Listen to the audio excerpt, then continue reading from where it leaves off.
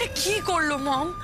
আমি এত কিছু প্ল্যান করলাম, এত কিছু করলাম, দায়িত্ব নিয়ে সবটা ঝুলিয়ে দিল, সবটা মাটি হয়ে গেল মম। ঠিক বলেছো বৌমা।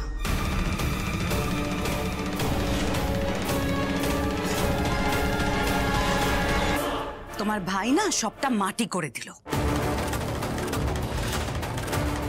মা, তোমার ভাইয়ের এতটা সাহস কি করে হয়? হ্যাঁ, এরকম একটা শুভ অনুষ্ঠানে গলা অবধি মদ খেয়ে মণ্ডপে আসে? না মা, আপনি ভুল বুঝছেন আমার ভাইকে। আপনি এরকম লোকের কথায় হুটহাট করে বিশ্বাস করবেন না। আমার ভাই কোনো মদ টদ খায়নি। আসলে সকাল থেকে রনির শরীরটা খুব খারাপ ছিল, তা সত্ত্বেও বেচারা স্ত্রীর বিয়েটা অ্যাটেন্ড করতে চেয়েছিল, তাই এসেছিল। আর আপনি আমার ভাইকেই দোষারোপ করছেন। রনি এমনি এমনি মণ্ডপের সামনে যায়নি, ও একটা জরুরি কথা বলতে যাচ্ছে। কি এমন কথা বৌমা? কি এমন জরুরি কথা যেটা ওকে ওই 7 পাকের সময়তেই বলতে হতো? আসলে ও বলতে যাচ্ছিল। মম, থাক না মম, থাক। দেখুন মা, রনি কি বলতে যাচ্ছিল সেটা তো আমরা কেউই জানি না। ওর জ্ঞান ফিরলে জানতে পারবো। নিশ্চয়ই এমন কোনো কথা বলতে যাচ্ছিল যেটা বলা খুব জরুরি ছিল, আর তখন নিশ্চয়ই আপনি আমার ভাইকে আর ভুল বুঝবেন না। শোনো বৌমা, তোমার ভাইয়ের জ্ঞান ফিরলে বলে যেন মণ্ডপের ধারে কাছেও না আসে, ঠিক আছে? বেয়ান, নিজের ছেলেকে শাসন করুন।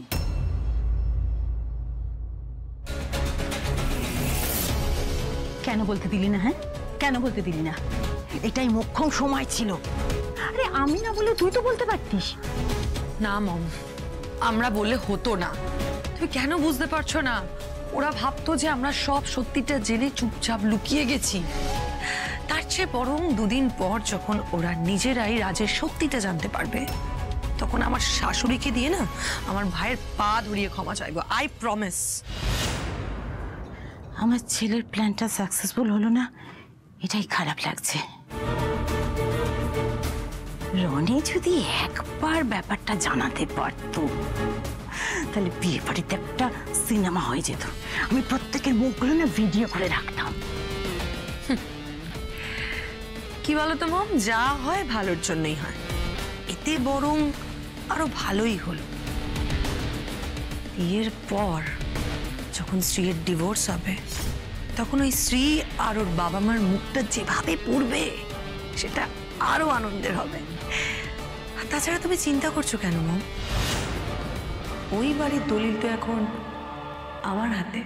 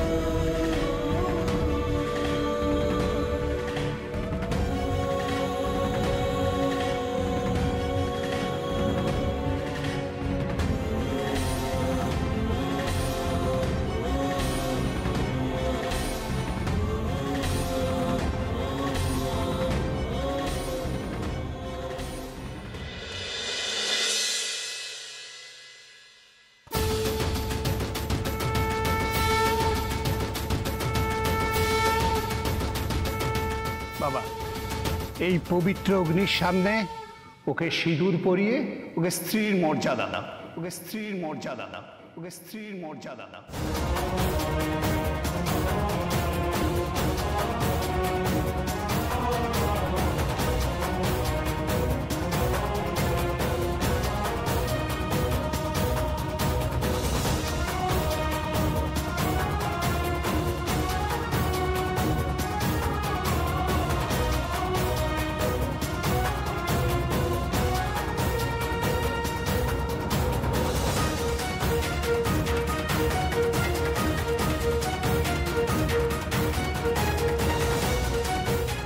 আমি শ্রীদিদিকে আদর্শ মনে করেছি। আমি কখনো ভাবিনি ছোটদা যে শ্রীদিদি আমার বৌদি হবে। সব মায়ের খেলা রে তুলি, কিন্তু এরপর কি হয় সেটাই দেখার।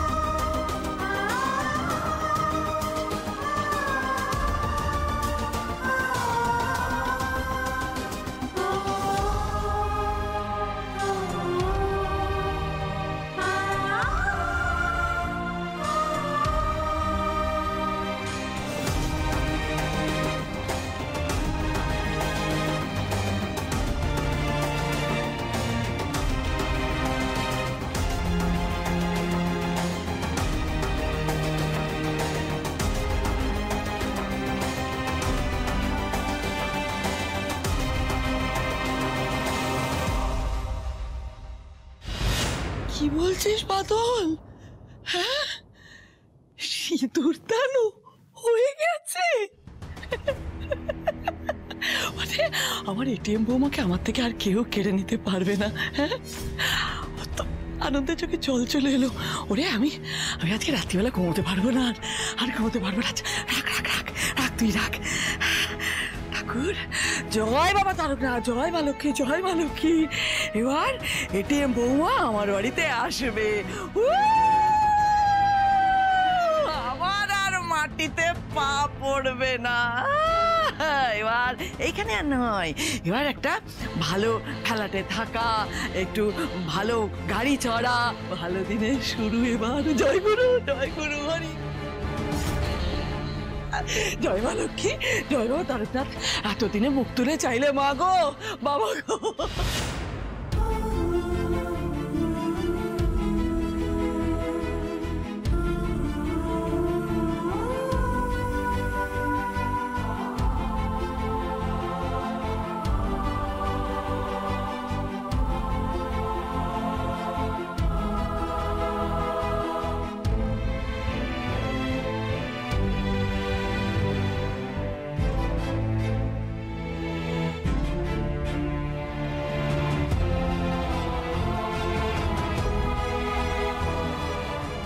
মা, বাবা কি এখনো আসেনি?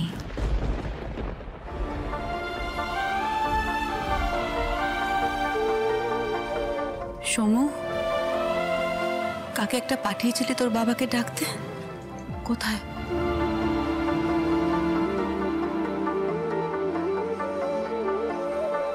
তো বাবা যে এমনটা করবে শ্রী আমি সত্যি ভাবতে পারিনি।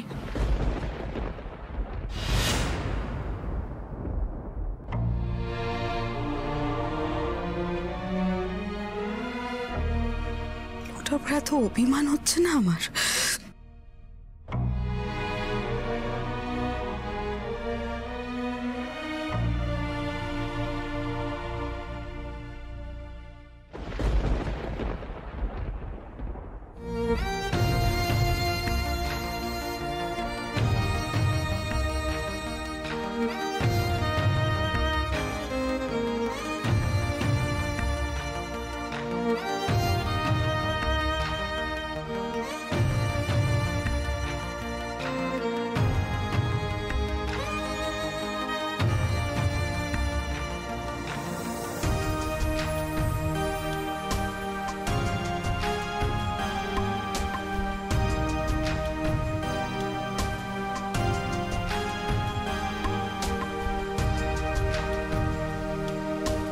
তোমার মনে ঠিক কি চলছে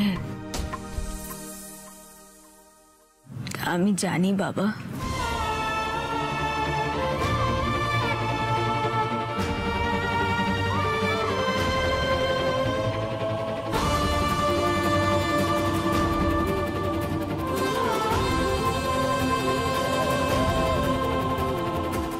চলো চলো সবাই, এবার কিন্তু বাসর রাত জাগা হবে। আন্টি তুমি কিন্তু থাকতে পারবে না। হ্যাঁ মা, বলছি এটা কিন্তু ওদের ব্যাপার, ওরা সবাই মিলে বন্ধু বান্ধব হাসি ঠাট্টা করবে, গান বাজনা করবে, ওখানে আপনার থাকার দরকার নেই। সোমা, সোমা চলো সোমা, বাসর ঘরে চলো। আমি থাকতে পারবো না বৌদি, আমার খুব ঘুম পাচ্ছে, সরি। ঠিক আছে মা, আমি ওদেরকে বসিয়ে দিচ্ছি।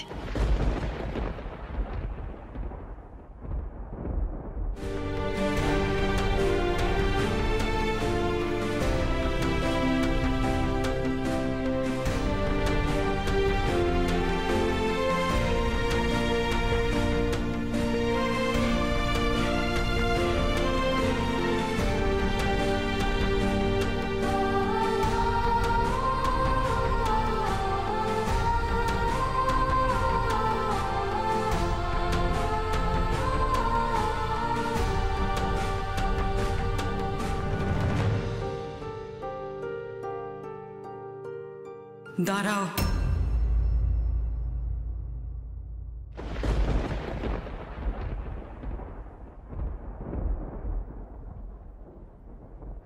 আজ অব্দি আমি তোমার সঙ্গে গলা তুলে কখনো কথা বলিনি, একটাও খারাপ কথা বলিনি, কিন্তু আজ না অনেক কিছু বলে ফেলতে ইচ্ছে করছে। তোমার নিজের মেয়ের বিয়েতে তুমি নেই, তোমার দায়িত্ব বোধে একটু আটকালো না? কি এমন শরীর খারাপ হয়েছিল? হ্যাঁ, কি এমন শরীর খারাপ যে এখানে এসে একটা চেয়ারে বসে থাকা যায় না? রাজ আর ওর পরিবার আমাদের ঠকিয়েছে বাবা।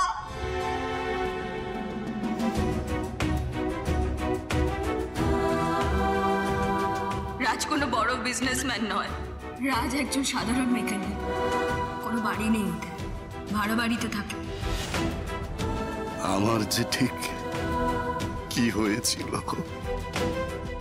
আজ বাদে কাল তুমিও জানতে পারবে বড় মা। আমি এই পুরো সিদ্ধান্তটা স্ত্রীকে নিতে দিয়েছি, স্ত্রী যা ভালো মনে করেছে এখন সেটাই তো মানতে হবে আমাদের। যে দিনটার জন্য আমরা এতগুলো বছর ধরে অপেক্ষা করছিলাম, সেই দিনটায় তুমি নেই, নিজের মেয়ের সম্প্রদান অবধি করলে না তুমি।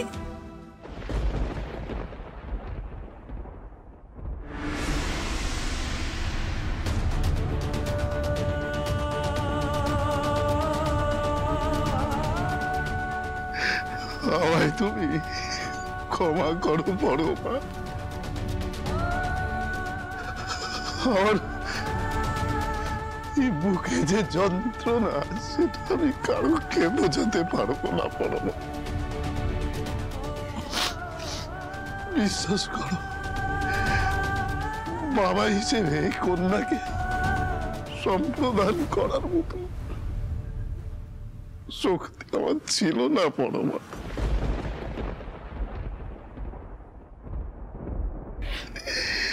আমাকে বললে ক্ষমা করো।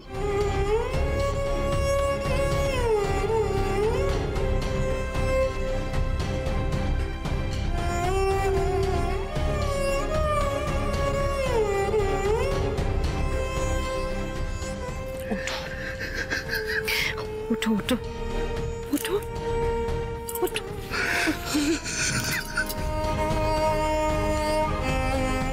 কেঁদো না এভাবে। তুমি তো জানো আমি তোমার উপর রাগ করে থাকতে পারি না। যাকে শোনো, সবটা ভালো ভালো মিটে গেছে, সবকিছু সুসম্পন্ন হয়েছে। এবার আমাদের মেয়ে সুখে সংসার করবে আর আমরা শান্তিতে ঘুমাবো।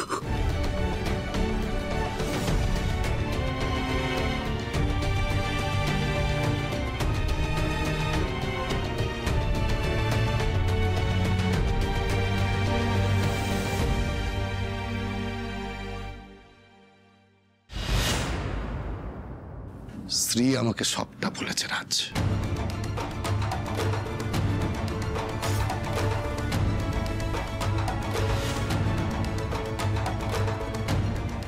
সিদ্ধান্তটা যেহেতু স্ত্রীর, তাই তোমায় আমি কিচ্ছু বলিনি। স্ত্রী যদি বলতো তাহলে তোমাদের পরিবারের প্রত্যেকের হাতে আমি হাত করা পড়াতাম।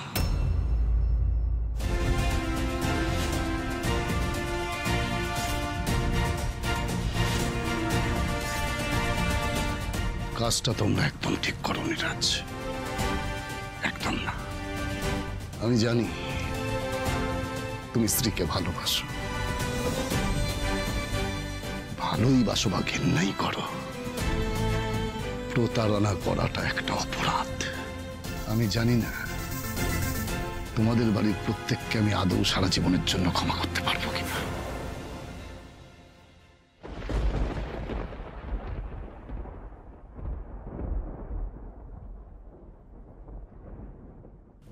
কি গো, আর কত কথা বলবে?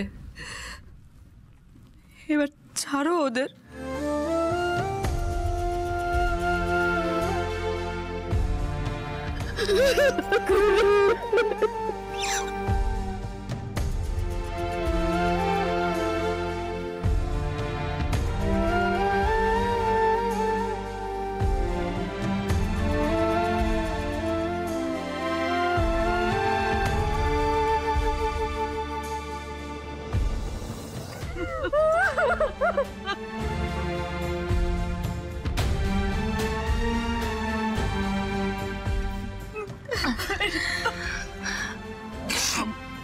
মা, নিজের খেয়াল রাখবে কিন্তু। আমি নেই বলে একদম অনিয়ম করবে না। সময় মতো ওষুধগুলো খেয়ে নেবে মা। আমার শরীরটা না ভালো নয় মা, খেয়াল রেখো বাবা। ঠিক মতো ওষুধগুলো খাইও বাবাকে। বৌদি,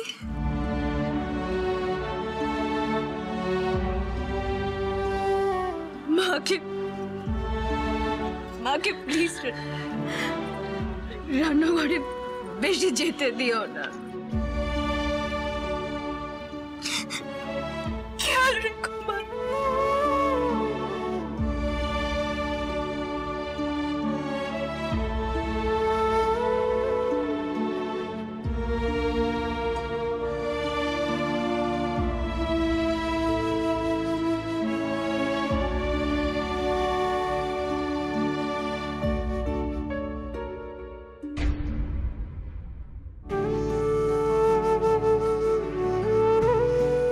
আজ থেকে তো দায়িত্ব অনেকটা বেড়ে গেল রে দাদা।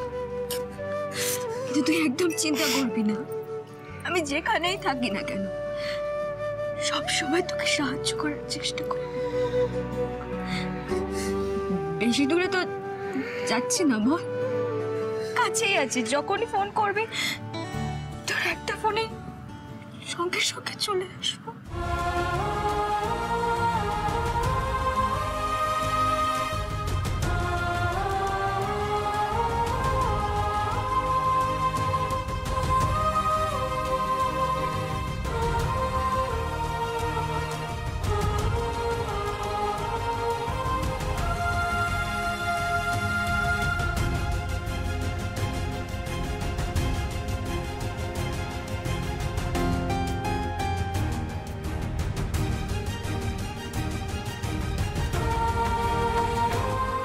বড্ড ভালোবাসি রে তোকে,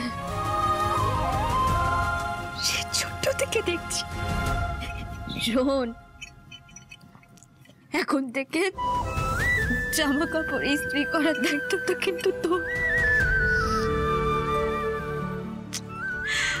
খুব চিন্তা হয়, খুব ভয় হয় তোকে নিয়ে।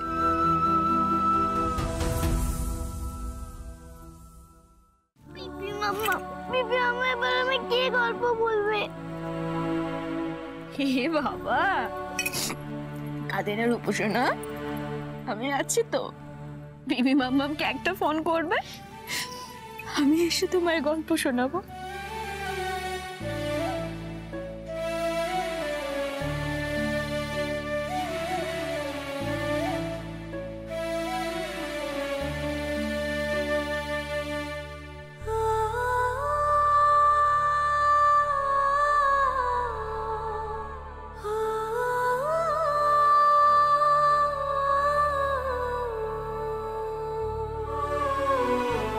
আমি তো তোমার মেয়ে বাবা,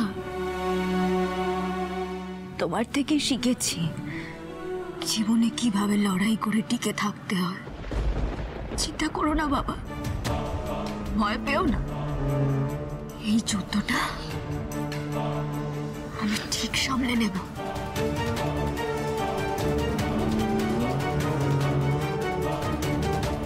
শুধু মায়ের খেয়াল রেখো।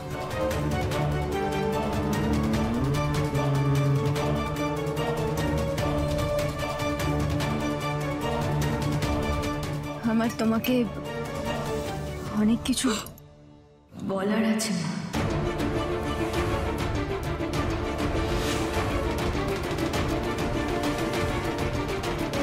কিন্তু সবার আগে বলতে চাই, মনে একটু সাহস রেখো মা। সব কষ্টে তুমি সামলে নিতে পারবে। কি বলছিস শ্রী? আমি